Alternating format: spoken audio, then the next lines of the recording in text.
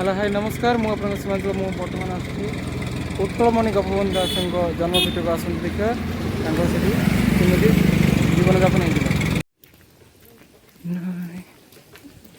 होता भल जगह धरिक आस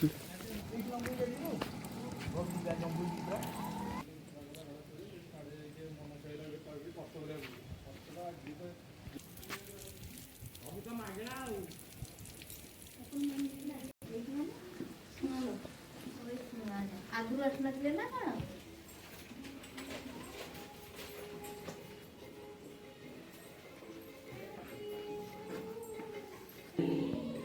ढेंकीशाल तापर चलो जाम जा बहुत भल लगुच रोषईशाल हांडीशाल जोटा कि रोषई है हूँ तो यही रूम रे सब जहाँ रोषई से रखा जाए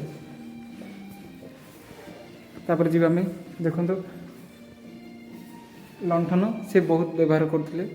से समय हूँ तो करेन्ट नाला तो लंठन व्यवहार करते ये हूँ भोजनशाल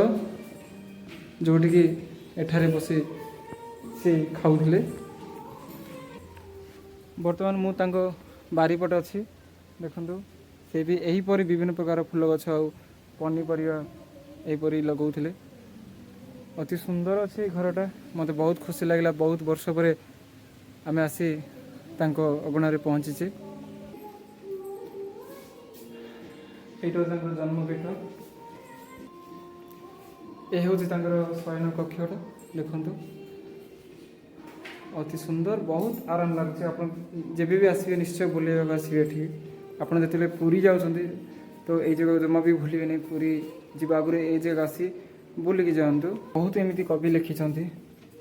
जहाँकि आम ओडिशार समस्त लोक मान हृदय को छुई यह हूँ शयन कक्ष जोठारे से आराम ने समय शोले ये हूँ शयन कक्ष यही घर पाखे दुईट जगार पूरा खोला जगह अच्छे जोटा कि तमें से माने विश्राम नेवा समय हूँ तो यही जगह बसी से भाभी भाभी बहुत गुड़े कवि लिखि थे आज मन पकई आम आसी आपण भी निश्चय आसबे के आप पूरी जाऊँ तो दयाक आसतु आईटा बुलिकी जातु बहुत बहुत धन्यवाद।